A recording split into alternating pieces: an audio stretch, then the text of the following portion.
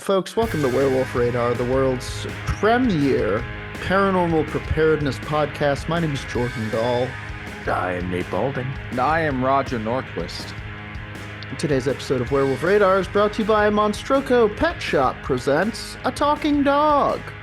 This 40-pound mixed-breed shepherd can say up to 5 phrases, including "Slay her, Jonathan," "Happy Birthday," and several future dates whose significance has yet to be revealed. How did we do it? The dog assures us that questions are a decadence we cannot afford. A Talking Dog by Monstroco. What the fuck? We're friends of Werewolf. It does say here. It actually doesn't say here, but I got the dog. I watched the dog for about 10 days. There's a smell. It's like brimstone. Sometimes the dog says stuff that's not on the phrase list. That's really freaky. And I can't be sure, but I think the dog also understands you. It was a weird 10 days. I don't think it sleeps. It sounds a lot like that dog from The Adventures of Kate. I don't know what that is. Oh, it's a children's novel that I bought at the Scholastic Book Fair. Oh. And the dog gets the power to... all animals already have the ability to speak human languages, but they only do it when someone's about to die. Oh, that's a shame. And about 2/3 way through the book, the dog speaks and it says, "Someone gonna die tonight." Oh no, Kate. It was not Kate. Oh, okay. No spoilers, but it's heart-wrenching. Well, this is not like that. It's the dog is saying today's the day. Yeah, it says stuff like that, and it says like it'll walk into the room and be like, and walk away, and you're like, what do I know? They're so weird. And if it does say happy birthday, and it does speak, it does that, but there's so much other stuff. I didn't see it eat. And I guess if you're afraid of dogs, you're in luck, because I don't think this was a dog. This is something else entirely. I think it's something pretending to be the dog. It does have tusks. Yeah, and its shadow is off. If you know what I mean. Yeah, it's not just off. The shadow is in your room when it's not even in there. Yeah, there's a delay. It's weird. A Talking Dog from Monstroco, $7,000. So go and buy them. How are you guys? Doing good. How's 2025 been for you? I've been playing horror games on our YouTube. That's been unsettling when I'm supposed to be relaxing from work. Sure. That will do it. You got to turn the lights out to get the full effect, though. Remember when I was streaming in that closet? I do. That had to be horrifying for some games. It was great. I could turn the lights out and be like completely sensorially within a horror game. I played a few of them one Halloween. It would be terrifying. too much for my heart. I would have a heart attack. It I already get definitely- so spooked from baby horror games. Yeah. Well, baby horror is a genre that they never should have invented. Babies have the most twisted minds. We never should have let them write dense horror books. Can I talk to you guys about something first, if I may? The Speaking Skull, I'm going to play it like a grisly ocarina. The Speaking Skull bit doesn't work quite as well now that we're like visual mainly. We need to buy skulls on Amazon. Skulls, don't we? Think about joining the Patreon, patreon.com/werewolfradars, so we can buy ourselves some speaking skulls. Man, if I could get a a skull ocarina, that I might finally learn to play the ocarina. Did everybody have a moment where they were obsessed with ocarinas? Of time. Yeah. I I just got remember it from Kenny G. Ocarinas of the Whale. Oh, interesting. I just remember as a kid being like, what? It's like a jar that they play and being like weirdly obsessed with it. Maybe I don't know what an ocarina is. Yeah, it's it's like a clay instrument. Sure you do. I feel like I've definitely seen one. But It's like a little pod, right? Yeah. Kenny G, Anyway. I think, literally has an ocarina album. But yeah, it's a little clay pod. They look cursed as fuck. They look like from a Oh. society that is not Okay. quite like our version of human. It looks Atlantean. It does, yeah. It does look Atlantean. It's like a whistle flute. Yes, exactly. Thank you, Necrophil, in chat. So, and I'm not. This isn't an ocarina segment. I'm sorry, I got everybody's ocarina glands pumping there. Oh God, all the Ock heads in the audience are gonna be so disappointed in me. I want to talk to you guys about the egg.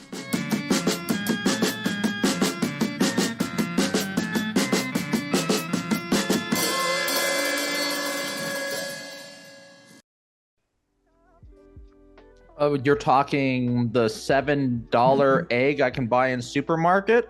No, Oh, the egg. It's only up 37% from last year. The egg-shaped UFO that has been circulating on Reddit. That's right. And my Ock heads are probably thinking, well, an egg-shaped UFO could be played as an ocarina. You're right. I'm glad you're engaging. You're back in, baby. On From that this one, too. fucker. There's this thing that's been happening on Reddit for the past week. And it all kind of started with somebody, this quote unquote whistleblower, saying that he had images and proof of a UAP retrieval program. And yeah, that's kind of where it started. This is the Newsweek interpretation of things. It's from Newsweek.com. They say a series of mysterious images and videos believed by some to depict an egg UFO have flooded social media, although the alien hunting community remains skeptical of their authenticity. You could call it a flap. An anonymous user or users posted a series of videos, images, and backstory on the message board 4chan, reposted to Reddit and X, garnering thousands of likes and upvotes from UFO sighting enthusiasts. The viral images come days after former U.S. Air Force employee Jacob Barber left alien hunters disappointed with the release of his widely hyped and anticipated egg UFO footage turned out to be grainy and unconvincing. Now, How can you unconvincing do you was it? have I the mean- photos? Can you share it? How I have the unconvincing photos. are I have they? the video. We're going to watch it. I have seen 2 Top Gun movies. I have a hard time believing that any of them would be the type of incels to post this to 4chan. Well, first off, we have to watch They are this, full cells. this commercial, Opposite. whatever the opposite of a cell Yeah. is. Yeah. Now we have to Ooh. watch this commercial for Oak Street Health. Dude, they look like Inveterate they're a good place. Fuck people, I guess. I don't know. They Look look at like how they're having sassy a good these time. mature women are. Yeah, they're having a good time. Dude. Oak Street Health told us we'll live forever. Independently obtained, previously unseen video obtained from a secret UAP craft Real quick, is anybody else completely focused on the wart in this guy's nose? Yes. I can't help imagine how MIB he is. Like little slits for nostrils, slit mouth, slit eyes. He's weirdly human, but not. Yeah. It kind of looks Reptilian. like he could live below the ocean. Yeah. Extraordinary footage clearly shows an egg-shaped object dangling in a sling below the belly of a helicopter. And it's kind of floating.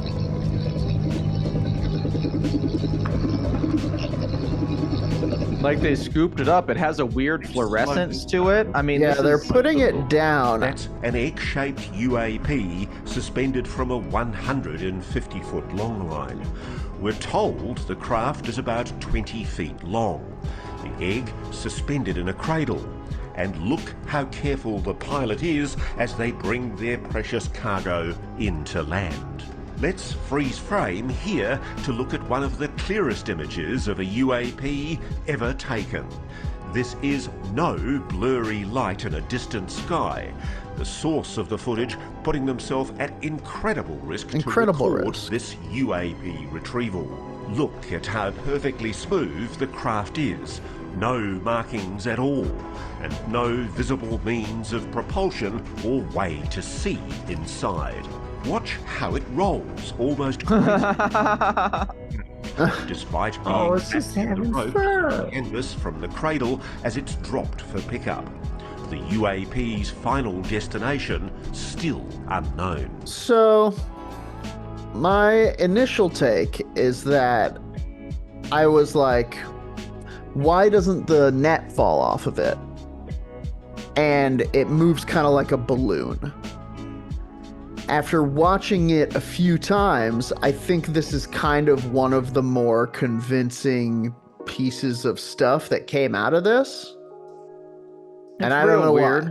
I don't know why. It's weirdly fluorescent. Like that's a night vision. And it seems to like have weird gravity working on it. It does look like a balloon, but the way that the rope like falls through the camera as it like sets the thing down, you kind of are like, oh yeah, this really does look like footage from high up somewhere. But then we start getting into other stuff and like, let's read on. We'll look at some of the pictures. Ultimately, News Nation has a much more exhaustive article about it that is like more about Jacob Barber and him revealing his name is Jacob Barber. He says for the past 30 years he's worked in both an official and unofficial capacity for the United States government and its partners in the intelligence community. That sounds like a guy who goes on Facebook a lot and says that he's reading the news. Anyway, what he knows and what he's here to tell Congress could change the world. We're in this rare opportunity in human history where it's very clear that we know that there are things flying in the sky that are unexplained and ununderstood. And that's another one of the things that I'm uniquely providing information on, Barber said. So this is kind of, we're kind of after this reveal. More pictures have been posted. We got to the viral images that Barber posted. Air Force employee Jacob Barber left alien hunters disappointed when they released of his widely hyped and anticipated Egg UFO footage turned out to be grainy and unconvincing. That was the one that we just watched.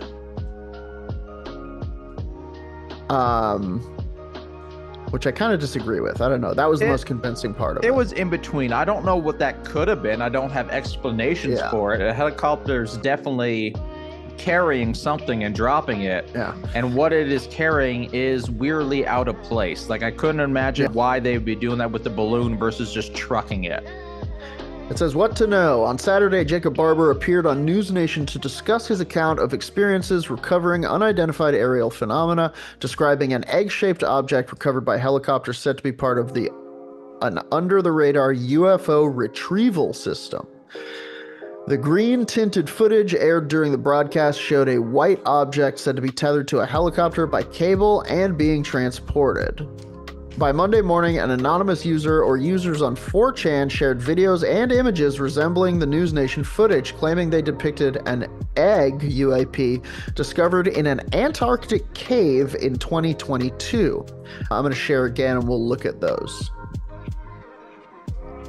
I'm wrong. I do have a down-to-earth theory on what it could be. Dragon egg. Nice. Makes sense. 2025 is going to be the year of Reign of Fire.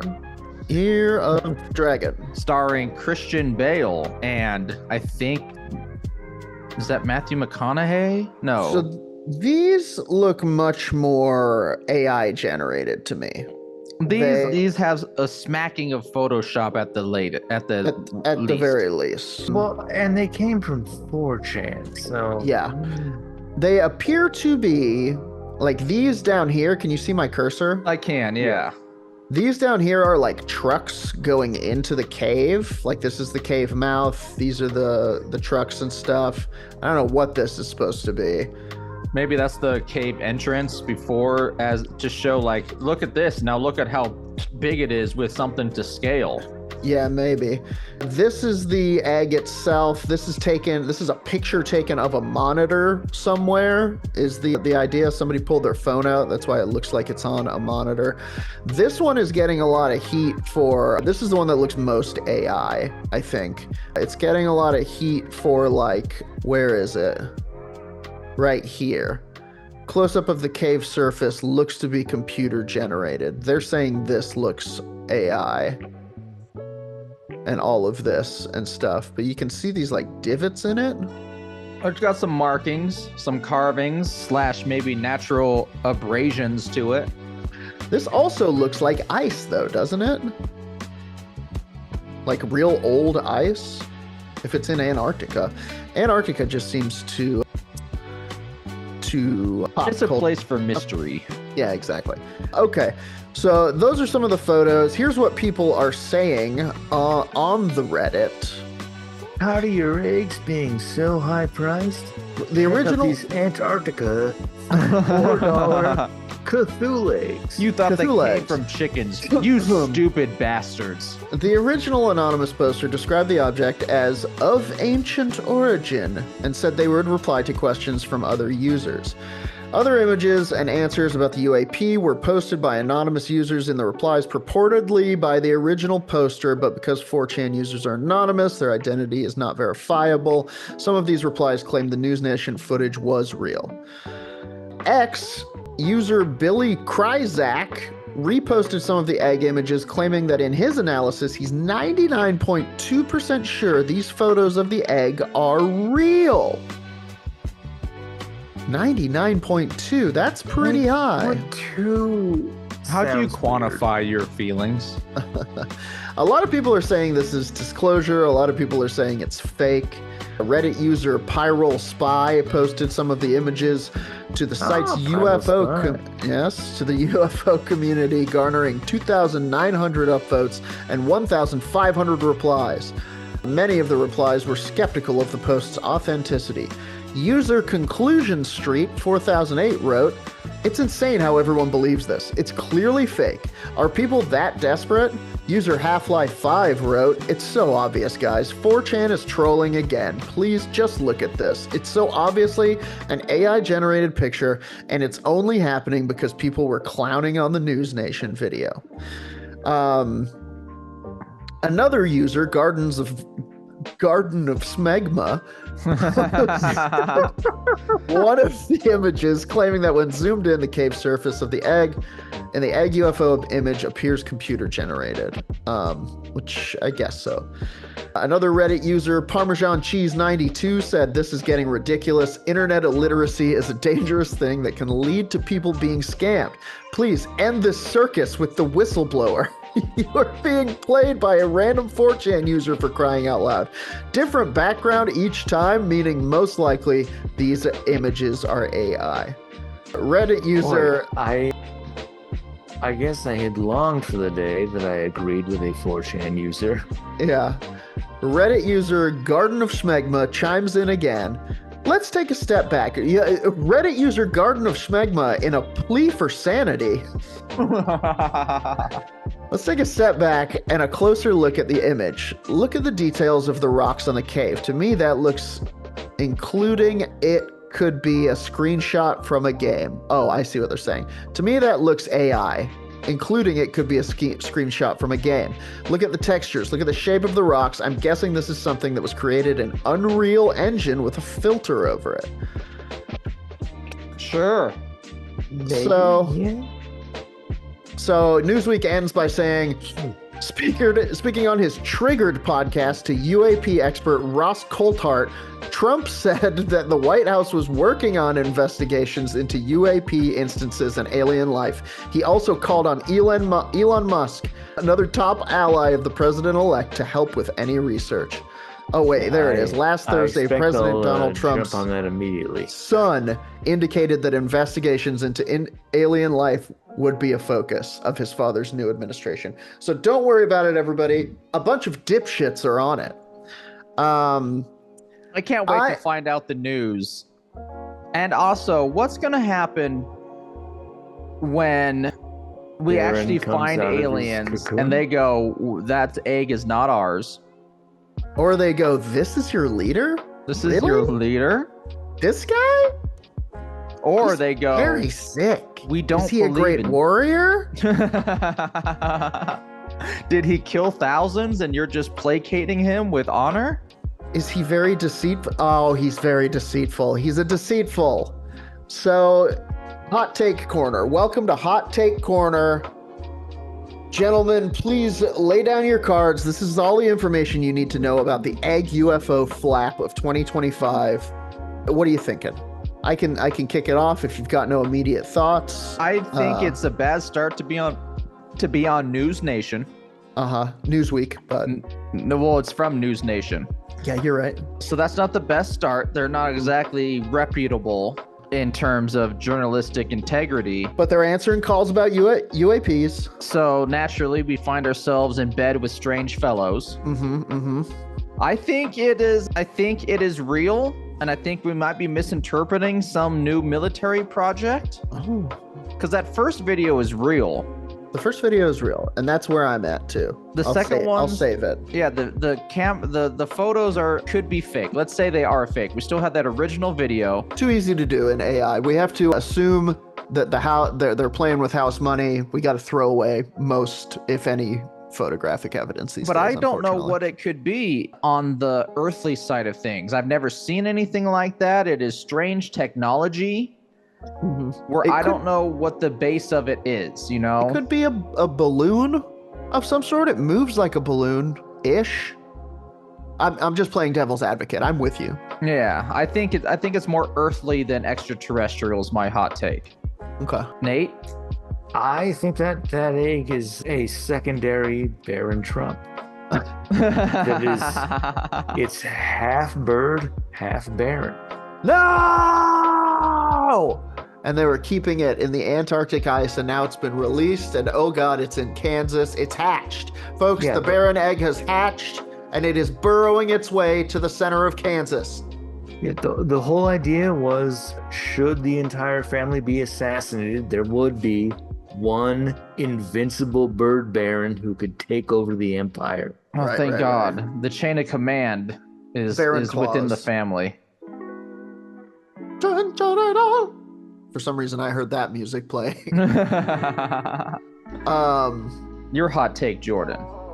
My hot take is that I think the first video is likely the realest part of all of it. I think that might be something, the chances of that being maybe something that we were never supposed to see is higher than any of the other stuff. I think that almost all of the stuff that followed there is poppycock made up by the internet that has, come to see strangeness as commonplace and therefore worthy of ridicule. It's everybody protects themselves. Reddit is lousy with turds. Well, I could feel it in that one guy who's like, he said something up top that I've seen 1,000 times. That's like a real "come on, people" kind of thing. Yeah. And it's like I've seen this on things that I've posted that are real, where I posted something, and the people underneath were like, "Oh, come on, he's just doing a fan fiction." And it's like, no, this is something that happened to me. So I know that it is filled with real armchair fucking Batmans being like, "Why were you photographing? There's a different background in each photograph." It's like, yeah, that's called different angles. That's how that works. I don't Different know. angles. I moved it. This is a picture of it here. Why were you photographing in an ancient cave in Antarctica? Because there was an egg UFO in there. I don't know. Keeping in mind that I do think the majority of the photographic evidence here is fabricated. However, I don't know. Feels like something strange happened. Maybe a Mork. I know Mork came to Earth in an egg. I forgot about that egg ship. A lot of people forgot about Mork, which is why it is ripe The time is ripe for Mork to return. This place is crawling with Fonzies, Mork, and they need to be taken down a notch. Freeze them, Mork. Freeze them all. Can you imagine what that would do to the comedy scene across this country if 1,000 new Robin Williams showed up? Fucking. If 1,000 new Robin Williamses showed up, it would. I think that the scene would rub off on them more than they would rub off on the scene. If like 5 new Robin Williamses appeared, I think they would dominate culture for the next 20 to 40 years. As a team or constantly battling, thousands dead in their wake? I think they would each have kind of a different twist, like in Legacy of Kain, how all of Kain's children had a different domain. There would be like a Bat Robin, and one of them's alt. Yeah. One of them's an alt comic. One of them's like a weird, like hardcore scene dude.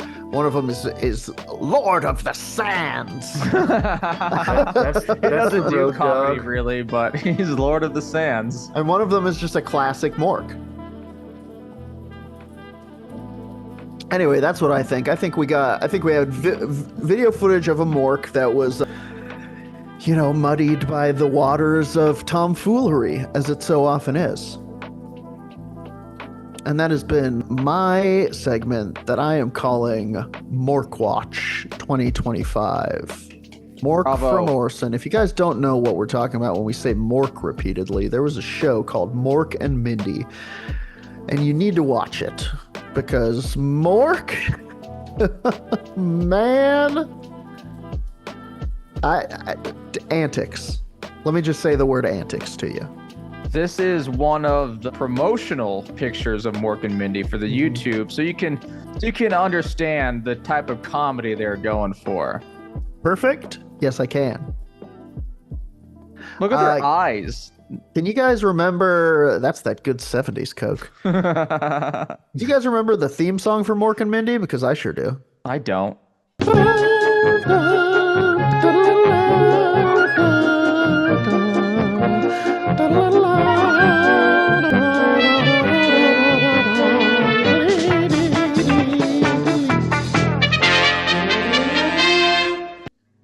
That's not Battlestar Galactica? I pass the speaking skill. I've been to the Mork house. Wasn't it in Boulder? It is in Boulder. The house where Mork slew Mindy. Yeah, I remember it also being like a side story from like a very popular show back in the 60s or 70s, right? Wasn't it like... Oh, a spinoff? Yeah, Mork was a spinoff of Dragnet. No, Mork was Mork was a spinoff of Happy Days. He showed up on Happy Days, and he faced off with Fonzie. He froze Fonzie.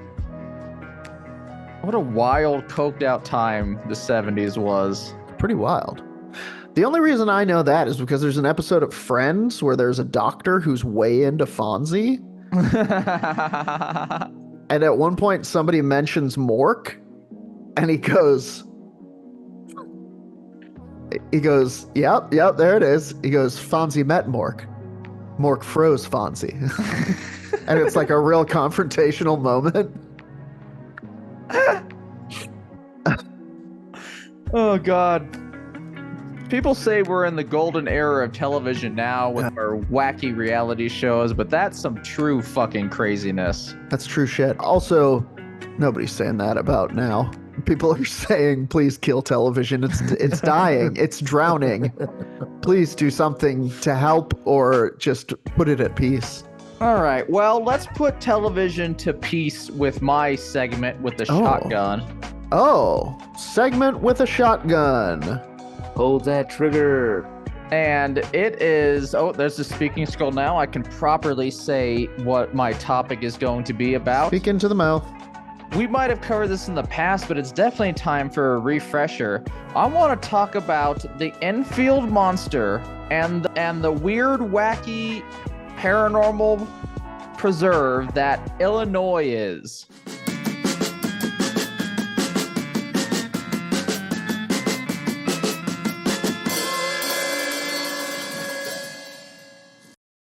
Nice. I like the Enfield Monster. It's very strange. I mean, I don't like it.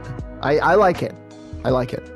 This is Definitely weird. This is from Mysterious Universe, known anti-vaxxers. Check them out. They write some crazy shit. Yeah, they sort of suck. And it is one of the better ones for the Enfield Monster and other sightings that have happened in Illinois. So sometimes people are nuanced, you know, but they still kind of suck. This is from Marcus Loth for Mysterious Universe, and it is entitled The Enfield Case and Unnerving Encounters with Monstrous Creatures from the Prairie State. Oh. Yeah, I really thought Colorado was the Prairie State, so No. I'm learning quite a lot of stuff through this article. Colorado's the Centennial State. Yeah, but we could be more, Jordan. Because we were the 100th state. We could be more. That was back when Franklin was still a state. Mm-hmm. Some states got absorbed. It was wacky. They were firing off states for a while. Pennington Danielson. One of the most intriguing monster encounters in the world, let alone things that have happened in Illinois, is from a small town of Enfield, which for several weeks in the 70s terrorized Enfield. Ooh. Many witnesses, of course, were not only upstanding citizens of their community, but also gave almost identical descriptions of this strange cryptid, being separately and without knowing of each other's encounters. A lot of verified reports. This begins around 9 p.m. on the evening of April 25th, 1973. At this time, 10-year-old Greg Garrett was watching the stars in the night sky, occasionally attempting to catch one of the many fireflies moving around him. It was as he was focused on one of these fireflies that his attention was captured by something altogether monstrous. In fact, Greg would later say that he had seen a monster standing a short distance away from him, one that had a slimy green skin with glowing red eyes. This was also between 4 and 5 feet tall, so kind of a little guy. A wee fella. Kind of grandma-sized. But still tall to a child. Yeah, my grandma was frightening as a child, and then I got over 5 feet and I realized I could dominate her. She can't stop me with her witchcraft. Anyone else's grandma a witch? Hit us up in the comments. Tell us some of the spells she taught you. My grandma was a bit of a witch, a bit of a Midlands witch. More like tea leaves and various cooking, kitchen witchery. My grandma was kind of your German witch Hazel type, you know, very witch from Hansel and Gretel. Oh, really? She was full on. Yeah, that's how she laughed, actually. I don't know. To this day, I don't know if she laughs because of the cartoon or that was her legitimate laugh, but she loved that character.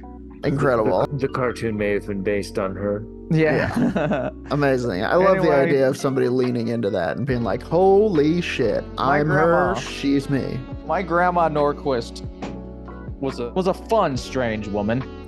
Nice. In fact, Greg would later say that he had seen a monster, glowing red eyes, slimy green skin. 4 to 5 so feet it's tall. a monster now, huh, Greg?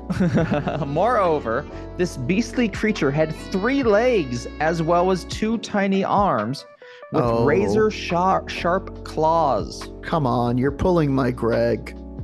After a moment or two, the creature stepped toward Greg, with one of its legs even touching his foot.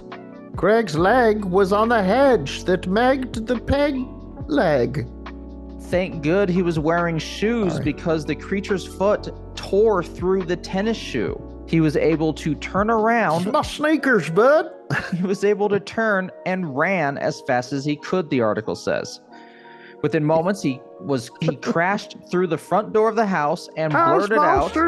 Monster messing up my sneakers, bud. What he had seen to his perplexed and shocked parents. Mom and Dad, this monster done stepped on my sneakers. Although they were more than aware of the bizarre nature of their son's claims, he wasn't one to indulge in wild stories. He had no whimsy no whimsy inside of him. He was only catching fireflies at night. The most boring guy that they've ever birthed. He was a dour, serious child. Mother, my shoes, they have been damaged.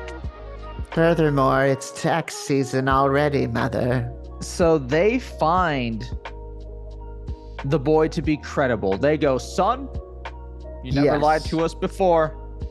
Let's call the cops. Which is what they did. A unit was sent to the house, and the officer searched... down here and dang old alien step on my sneaker butt. The officers searched the perimeter of the property. They did not, however, find anything untoward or any signs of an intruder.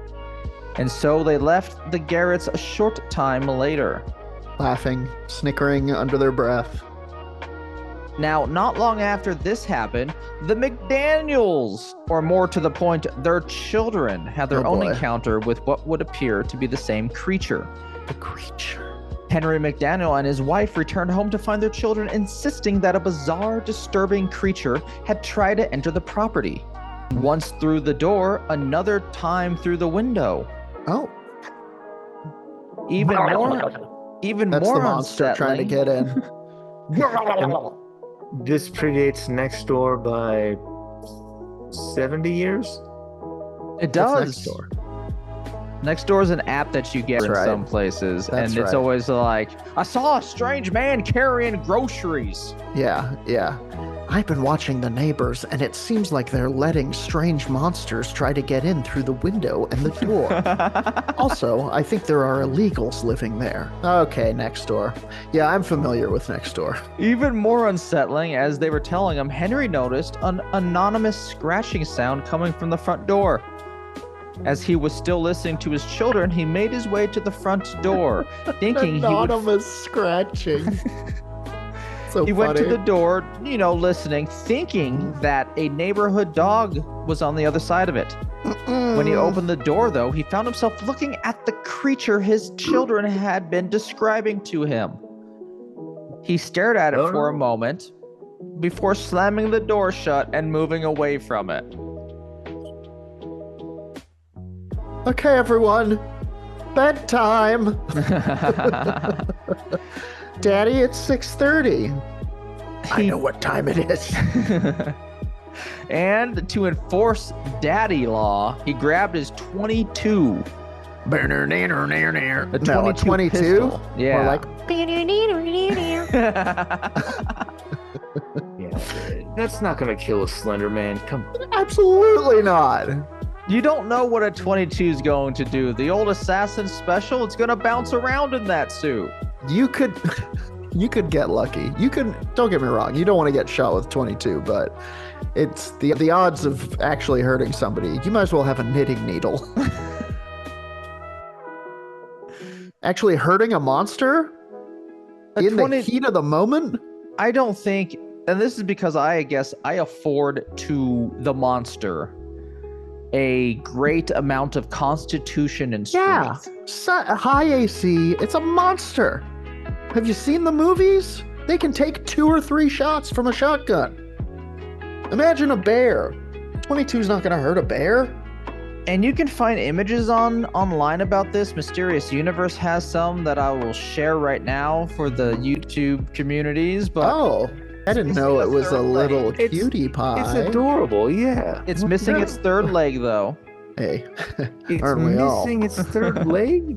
I didn't know that it had a third leg. Yeah, it has 3 legs. That's part of its unique... It's part of it. Yeah.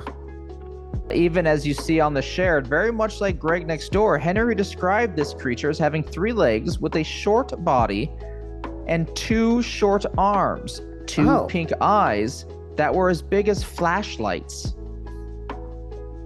He's a cutie pie, right? This guy's a cutie pie.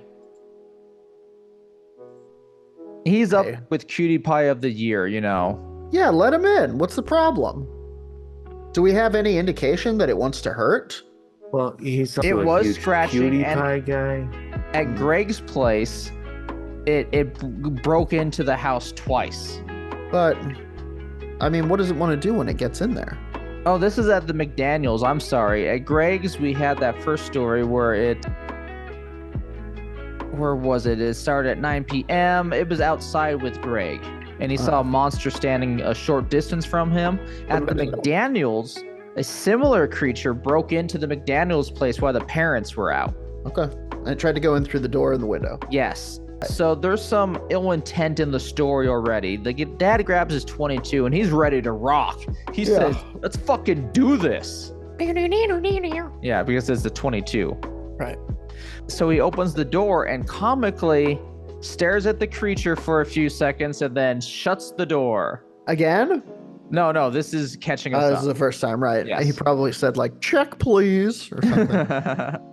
He then raises his pistol, aimed it at the monstrosity in front of him, and opens the door and just blasts him, just firing through the door. Sure. Through the door. Through the doorway. Just blasting him. I was going to say, that's Grandma's door. And despite hitting the creature square on in the reports, the bullets have no effect. Yeah. Obviously. The creature then hissed like a wildcat before moving away from the front door and taking cover in the shadows. Henry said that he saw the figure with a hopping motion, and one particular jump covered 75 feet. As we discussed, the creature was very much described like Greg's. We had that 3 legs, short arms, and pink to red eyes that were very bright. Flashlights almost. He said that the skin was grayish colored, though, not the slimy green that we have in Greg's story, but it could be I said that wrong. Gray skin, slimy gray skin. Perhaps some of the slime was green, as my brain was kind of adding. Okay. And same height as well. Following the creature disappearing, Henry went straight to the telephone and made a report to the police, telling them that he had just had an encounter with a monster from outer space. Space Monster! Not long after making his report, 2 Illinois state troopers arrived at the home and performed an immediate search around the outside of the property, and much to everyone's surprise, they discovered several strange footprints in the yard that were similar to a dog's paw print. Only they had 6 toe pads instead of 4. And furthermore, just as Henry had described, the way the prints were positioned suggests the creature had 3 legs. Wow. We got evidence. And this is actual evidence. And I think this is going to be a part 2. I want to tease this out a little bit. But that is just the first half of the Enfield Monster. And I'm going to package up the speaking skull in a nice glass jar with some formaldehyde, its favorite beverage. And I'm going to put that into the hydraulic chute. It's going to go through the tube system now. I believe it just passed Lamont Cranston's house, and you should see it soon, Nate. Well, we wouldn't know because it's Man invisible. About Town. Oh, here it is. Oh, sorry. Well, I'm gonna let it actually speak to me. Oh ho ho! You're gonna actually try to withstand the psychic damage and hear the words of the skull? Oh well, I'm going to take full psychic damage. Wow. You're a brave man. You're a brave and strong man. That's why you're the party's tank. I plan to die here today talking about the legend of a voodoo priestess who haunts a Louisiana swamp.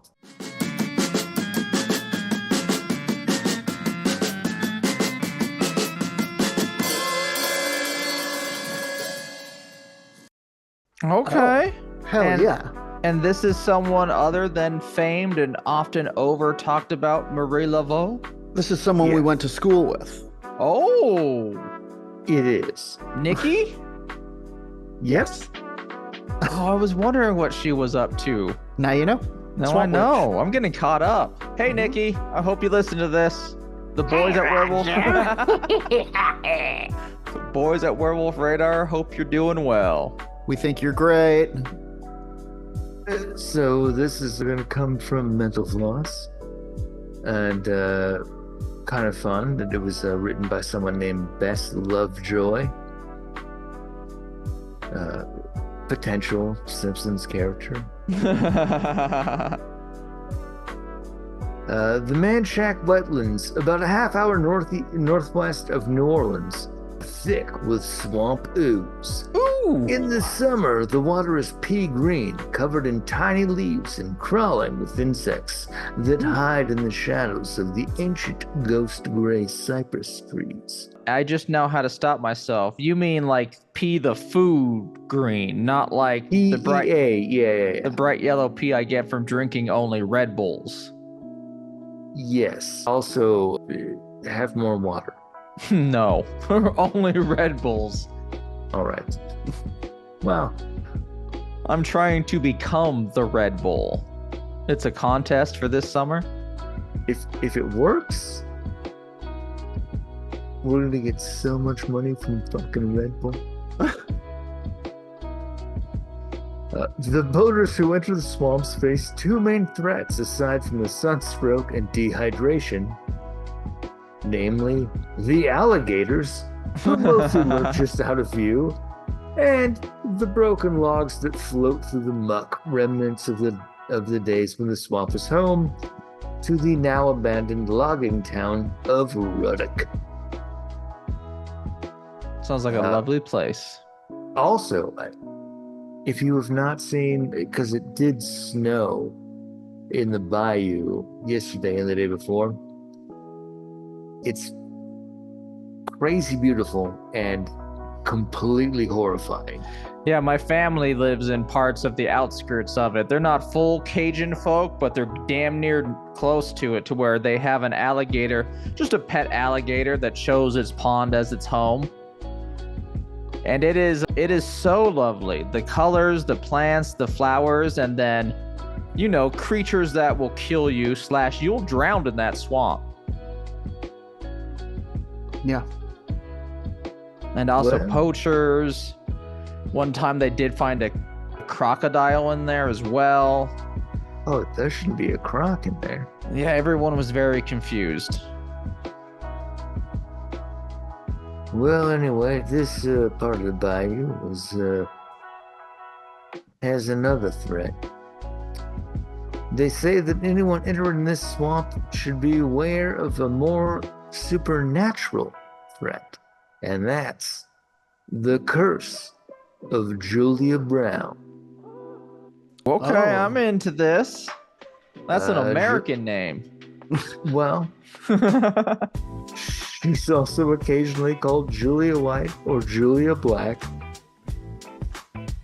and I do believe she was a black lady.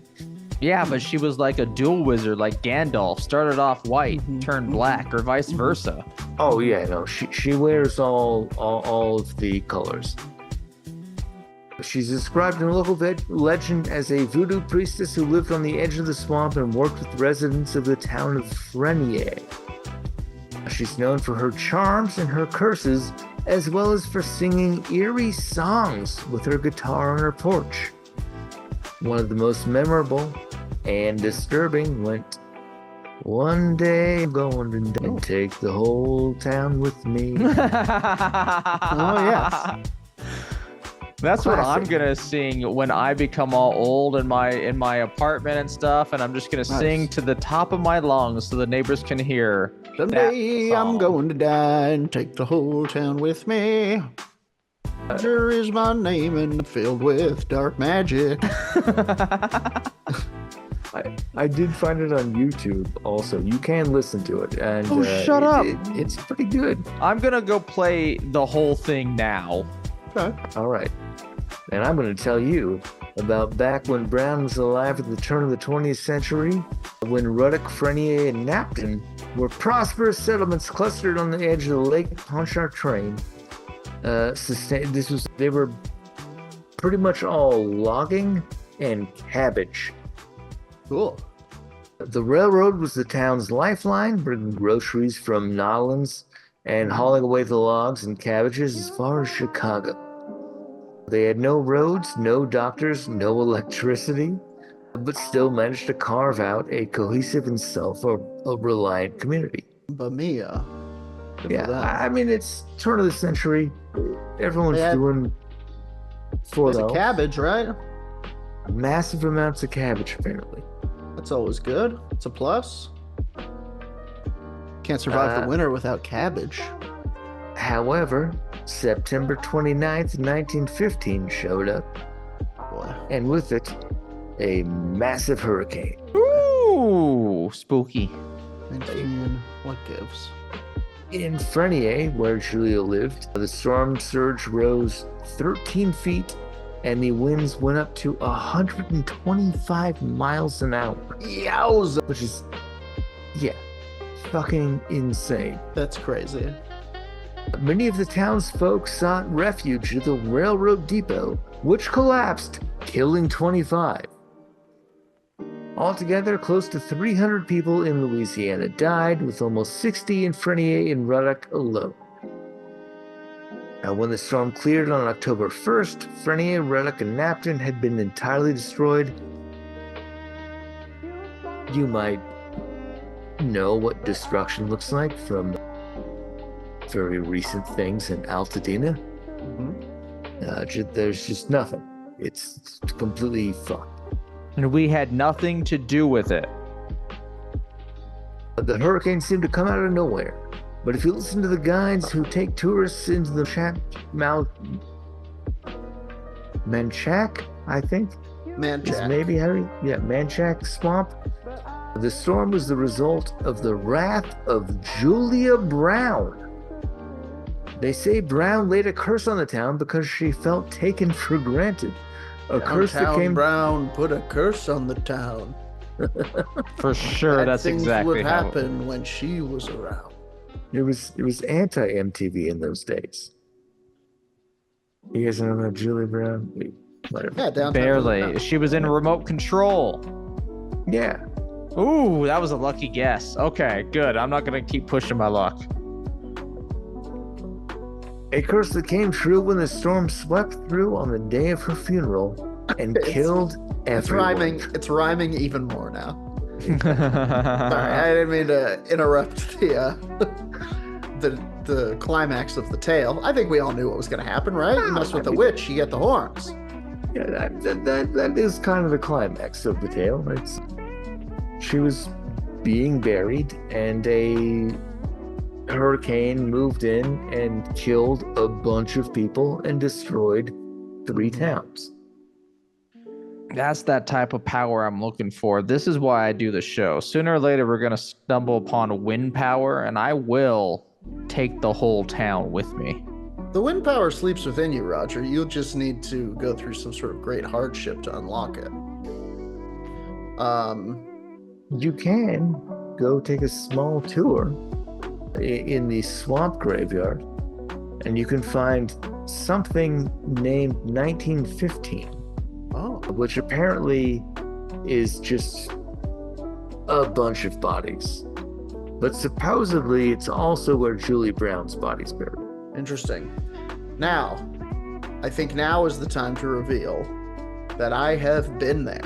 The Julia Browns? Really? I took the swamp tour of Manchac Swamp. They take you on a fan boat through the swamp, and you go by where Julie Brown lived and died. That's crazy. Yeah. It's crazy. They told us this story. Very spooky. The vibes were thick. Very cool place. Scary. Did you get haunted? Are you seeing her right now, or do you see her in her dream, in your dreams? Particular outing. but Did you punch a gator in its throat? no. No. I held one Oh, adorable. tenderly by the hand. You can eat them. Mm-hmm. Didn't eat him. Okay. You could have, though. That's what he said. He kept saying. And I was like, it's weird. It's weird. It's weird that you're into it. Make me into boats. Yeah, they're the way that they're raising the gators anymore is, I don't know. It's the real degradation of American society. We don't raise gators like we used to. Well, if you want to know a little bit more about Julia Brown. I do. I'm fascinated. She was born Julie Bernard in 1845 or thereabouts. They didn't keep the best records. No, you could disappear as a new person back then. Oh, yeah. You can move to the swamp, become a witch, call yourself whatever. Go back to the city, be a stockbroker. She was married to a laborer named Celestine Brown in 1880. 20 years later, the federal government gave her husband a 40-acre homestead plot to farm, property that likely passed to Julia after her husband died sometime around 1914. Official census and property records don't make any mention of Brown's voodoo work. They wouldn't. But that's not especially surprising. A modern New Orleans voodoo priestess, Bloody Mary, Good name. Scary name. told Mental Floss, that's the place we're getting it from, that she's found no references to a voodoo priestess or queen by the name of Brown who worked in New Orleans around the 1860s before moving out to Frenier. Mary notes that because the town had no doctors, Brown likely served as the local healer, or, and I'm probably going to say it wrong, traiteur, yeah. Yeah. And midwife, using whatever knowledge and materials she could find to care for the local residents. The song, however, is documented. A oral history account from longtime area resident Helen Schlusserberg records that, quote, Aunt Julia Brown always sat on her front porch and played her guitar and sang songs that she would make up. The words to one of the songs that she sang said that one day she would die and everything would die with her. Oh boy. There's also a newspaper account from 1915 describing Brown's funeral, Day of the Storm. I assume this was written slightly before it struck. Quote, many pranks were played by wind and tide. Negroes had gathered for miles around to attend the funeral of Aunt Julia Brown, an old negress who was well known in that section and was a big property owner. The funeral was scheduled, and Aunt Julia had been placed in her casket, and the casket in turn had been placed in the customary wooden box and sealed. At 4 o'clock, however, the storm had become so violent that the Negroes left the house in a stampede, abandoning the corpse. The corpse was found Thursday, and so was the wooden box. But the casket never has been found. So, wait. What was the wooden box if not the casket? Okay, so she was put in a box that was supposed to be put in the casket. I think she was carried in a box because of the winds, maybe? I see. But that's common practice. You'll like your coffin, in theory, one funeral I was at. And it's also New Orleans, so you know that, like, things have to be Proof. like way down. Yeah. Well, Because otherwise they're gonna, you know that some Otherwise- corpses are gonna pop up. Truly. Otherwise, well, that's why they bury above the ground, that's why right? they're big mausoleum people. Yeah. Mausoleums. Mausoleums. I'm sorry. Yeah, so they never found, so somewhere out there in the swamp is a witch's casket. A casket that she had been placed into, that she was then thrown out of. Okay. Which This kind gives. Yeah, like Presumably, if you find that casket, you can put wheels on it and drive it straight to hell. or out of hell. Or out of hell. With a witch in the sidecar? Cheese it! They're hot on our tail!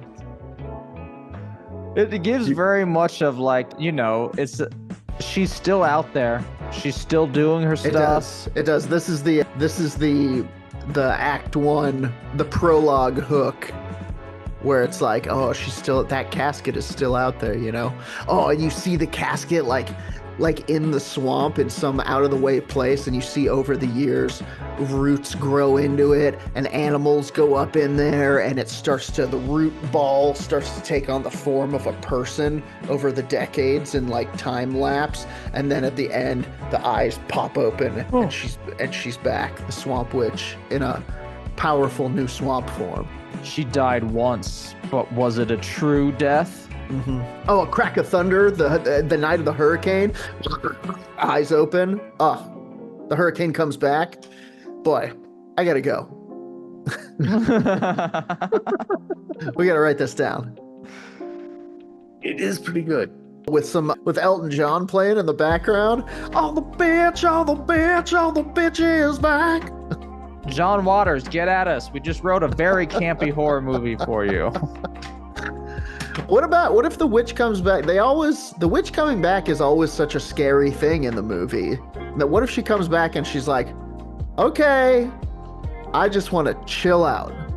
And then it becomes a movie about her going to like Urban Street in a new like young body. And like an Elvira movie. In what? Like an Elvira movie. Yes, exactly. Where she's just like, yeah, I'm hot and help me fix up this house. Yeah. And then she accidentally makes a soup with a demon in it because she thought the spell book was a cookbook. Yep.